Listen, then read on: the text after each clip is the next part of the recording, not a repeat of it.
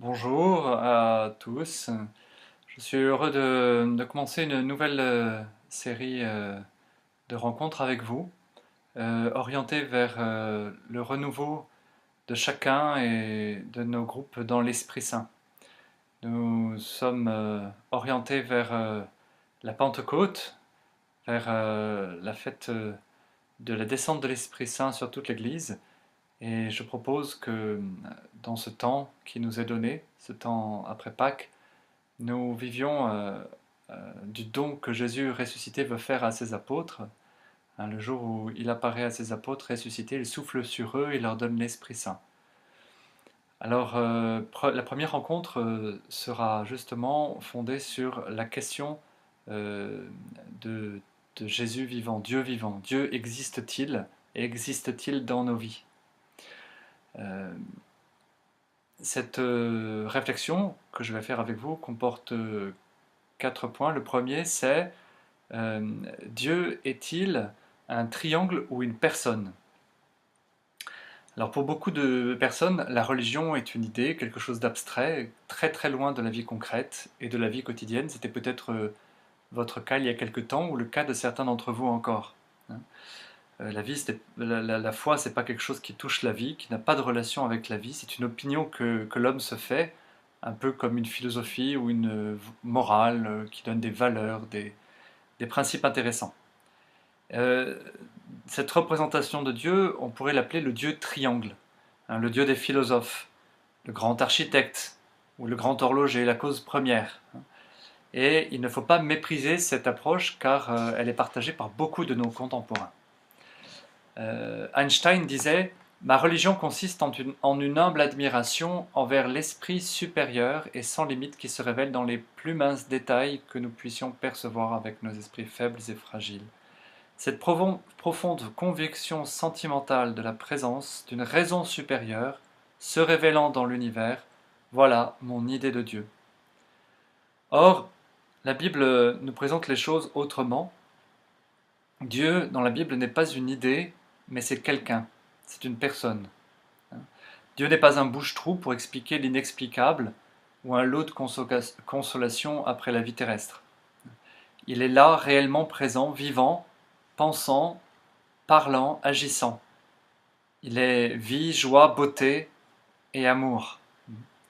Il n'est pas indifférent au monde. Bien plus, Dieu veut rencontrer les hommes. Et le plus difficile n'est pas de croire que Dieu existe, mais de croire que j'existe pour lui. C'était mon premier point. Le deuxième point, je l'intitule Tu n'es pas tout seul. Je ne suis pas un individu seul au monde, je ne suis pas une île déserte, perdue au milieu de l'océan. Je suis profondément un être social, un être en relation avec d'autres personnes, hein, dans ma vie humaine déjà. Et les autres, mes parents, mes professeurs, mes amis, m'ont aidé à devenir ce que je suis. Dans ma relation à Dieu, dans ma recherche spirituelle, il faut bien que je comprenne que je suis aussi un être social, un être de relation. Et si je veux arriver à rencontrer Dieu, j'ai besoin des autres. Imaginez que vous alliez en haute montagne, je ne sais pas si vous êtes habitué au plus grand sommet des Alpes ou du monde, il vous faudra un homme expérimenté, un guide. De la même manière, Dieu est une forme de très haut sommet et il n'est pas idiot de faire appel à d'autres pour gravir ce sommet, en particulier ceux qui l'ont déjà gravi. Dans l'Évangile, on voit par exemple un de ses guides, un de ses témoins, il s'agit de Jean-Baptiste. Pour rencontrer Dieu, les hommes ont besoin de témoins, ont besoin de Jean-Baptiste. Dans notre vie, peut-être que c'est votre cas, la foi est venue par d'autres, par le témoignage d'autres personnes ou l'exemple d'autres personnes. Ça peut être les saints d'hier ou d'aujourd'hui, euh, par exemple le pape Jean-Paul II ou Mère Teresa. Je pense aussi à une sainte, Edith Stein, euh, qui est morte dans les camps de concentration nazis et qui était juive et qui avant de découvrir la foi en fait a découvert Sainte Thérèse d'Avila. Et Thérèse d'Avila, par ses écrits, lui a fait rencontrer Jésus.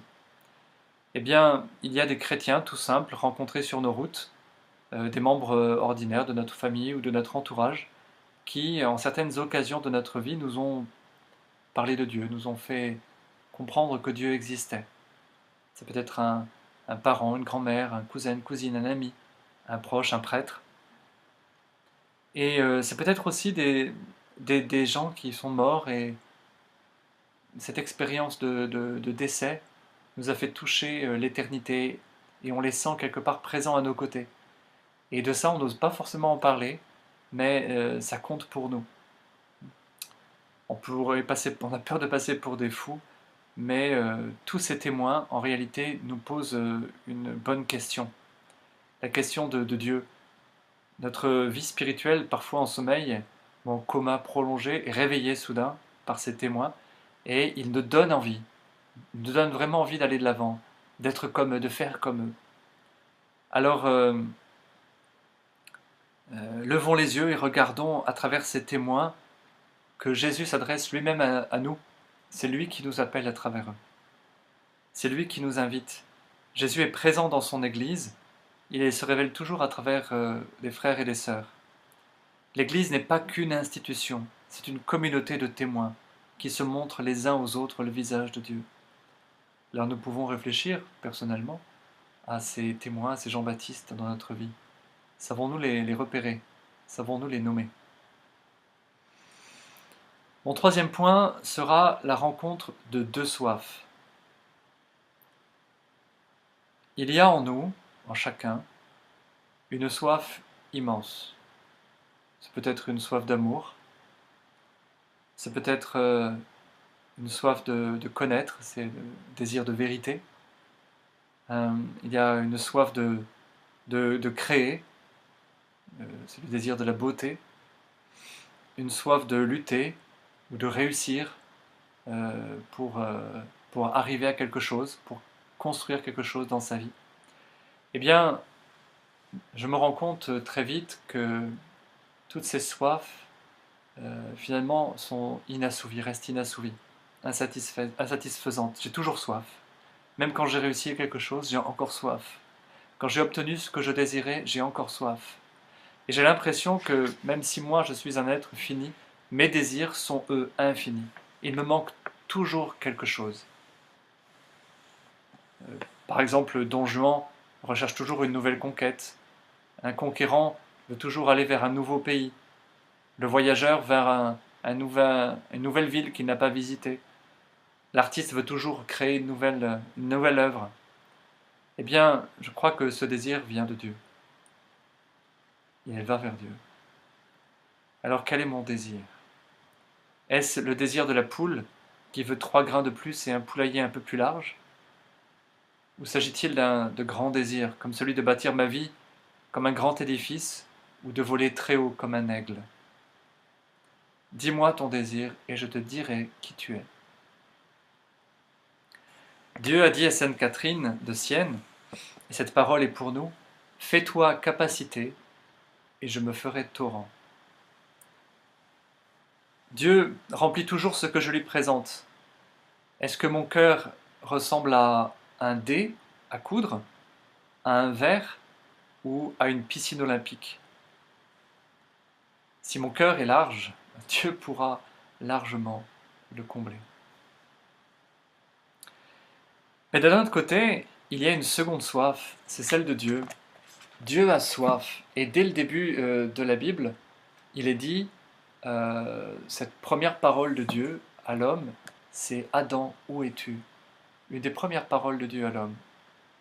Dieu est dans le jardin, l'homme vient de pécher, il se cache, et Dieu lui dit « Où es-tu? Où te caches-tu » En fait, Dieu est comme amoureux de l'humanité. Il est présenté souvent dans la Bible comme un époux ou le bien-aimé qui poursuit la bien-aimée de sa passion amoureuse. Ce désir amoureux de Dieu se manifeste particulièrement dans la personne de Jésus, qui va au-devant de tous les hommes pour les rencontrer. On le voit dans toutes les rencontres de l'Évangile. Jésus provoque les rencontres. À la Samaritaine, assise au bord du puits, Jésus dit « Donne-moi à boire ». Et ce sera aussi son dernier cri sur la croix « J'ai soif ». Alors je me rends compte qu'en fait,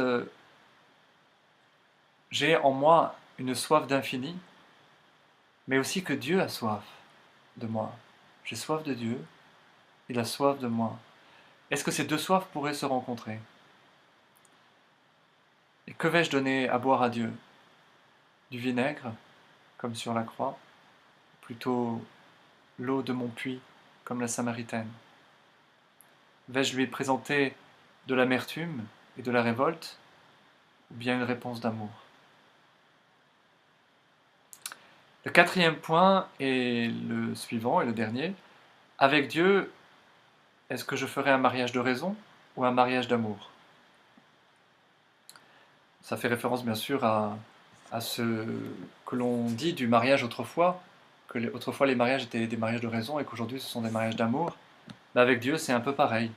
Saint Basile, qui est un père de l'Église, dit qu'avec Dieu, on peut avoir trois types de relations. Premièrement, la relation de l'esclave au maître, une relation dominée par la peur. Deuxième type, la relation du mercenaire ou de l'employé à l'employeur, qui est dictée par l'intérêt personnel. Troisième type, la relation de l'ami à l'ami, marquée par la confiance mutuelle. Alors faisons le test. Quelle est ta relation à Dieu? Quel type de chrétien es-tu? Dieu ne veut pas que je sois ni son esclave, ni son employé, mais son ami. Je ne vous appelle plus serviteur, dit Jésus à ses disciples avant de mourir, je vous appelle mes amis. Il veut établir avec nous une vraie relation d'amour. Et dans la Bible, on appelle ça l'alliance. Il y a donc, pour tous les hommes, pour les chrétiens encore, un passage à vivre, une sorte de Pâques. Pâques veut dire passage. Il nous faut changer de regard, passer du mariage de raison à l'alliance d'amour, d'une croyance intellectuelle dans la tête à une foi ancrée dans le cœur, d'une religion culturelle à une religion personnelle. À ce propos, quand on parle des chrétiens peu fervents, on parle des chrétiens à roulettes. Savez-vous pourquoi? Parce qu'ils vont à l'église aux moments les plus importants de l'existence. Ils vont au baptême en landau, ils vont à l'église pour le mariage en limousine, et ils vont à l'église pour leur sépulture en corbillard. Eh bien, dans la plupart des cas, on voit que c'est toujours les autres qui les entraînent. Et si un jour, ces chrétiens peu fervents, peu impliqués, allaient d'eux-mêmes comme des grands à l'église, quel bonheur ils procureraient à Dieu le bien-aimé. Il pourrait dire avec l'amoureuse du Cantique des Cantiques, « Entraîne-moi sur tes pas, courons, tu seras notre joie et notre allégresse, comme on a raison de t'aimer. » Voilà cette première méditation pour nous préparer au don de l'Esprit Saint. Mais pour recevoir l'Esprit Saint, il faut en fait renouveler sa rencontre avec Dieu, avec Jésus. Et je vous laisse ce témoignage, ce très beau témoignage de Paul Claudel, qui a fait cette nouvelle rencontre avec Dieu.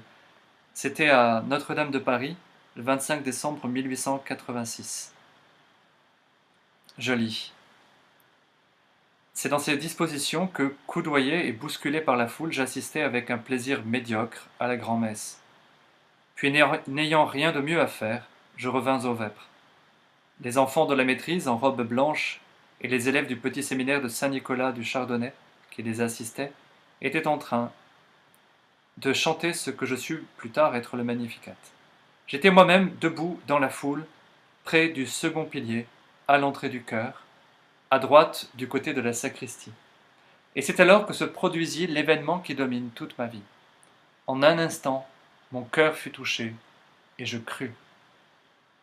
Je crus d'une telle force d'adhésion, d'un tel soulèvement de tout mon être, d'une conviction si puissante, d'une telle certitude ne laissant place à aucune espèce de doute, que depuis, tous les livres, tous les raisonnements, tous les hasards d'une vie agitée n'ont pu ébranler ma foi, ni à vrai dire la toucher.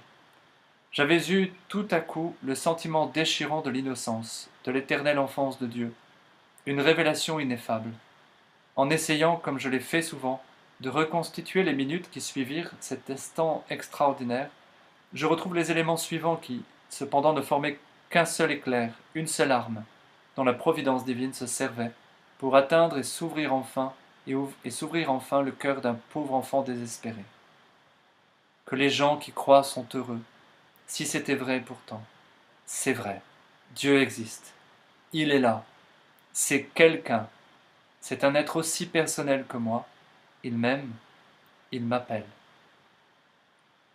Les larmes et les sanglots étaient venus, et le chant si tendre de la destée ajoutait encore à mon émotion. Un être nouveau et formidable, avec de terribles exigences pour le jeune homme et l'artiste que j'étais, s'était révélé, que je ne savais concilier avec rien de ce qui m'entourait. Seigneur, merci pour ce témoignage de Paul Claudel et de tant d'autres personnes dans notre vie. Seigneur, je voudrais renouveler ma rencontre personnelle avec toi. Je voudrais à nouveau t'accueillir dans ma vie et te rencontrer de la façon que tu veux toi, Seigneur. Je me tiens prêt.